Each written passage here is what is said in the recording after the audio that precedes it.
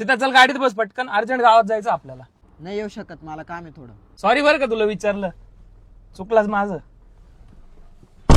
मला वाटलंच तू इथं असशील, दुपारपासून तुला कॉल करतोय, कॉल पण नाही रिसिव्ह केला. काय झालं तुला?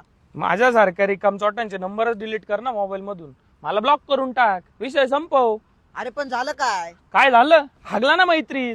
काय झालं 5 मिनिटाचं काम होतं, गावात जायचं होतं, तुला माझ्यासाठी टाइम नव्हता. मी पागल आहे ना, मी प्रत्येक ठिकाणी यायचं, तू कॉल करायचा, भाऊ दूध आणायला जायचंय, माया चालला. कॉल करायचं, दळण आणायला जायचंय, माया चालला. माया रिकाम चोट आहे ना, मायाला काही कामधंदे नाही. अरे तुमच्या वॅगनरला सीएनजी भरायला 4-4 तास मी लाईन तू भरायलो का मित्रा खातीर, आणि तू मुतला मैत्रीवरती, मुतला डायरेक्ट. अरे पप्पांनी मला काम सांगितलं होतं म्हणून मी तुला नाही बोललो, नाही तर मी असं आमच्या काही घरचे कामच सांगत नाही ना आम्हाला, पण आम्ही येत होतो. बापाच्या शिव्या खाऊन, मम्मीच्या बोलण्या खाऊन येत होतो. 10 तास तुझ्या सोबत राहत होतो. तुला नाही जमलं. नाही. ए भाऊ सॉरी, पण असं नको बोलू तू, वाईट वाटतं मग मला. वाईट वाटू दे ना, वाईट वाटत असेल ना विष खाय, मरून जाय.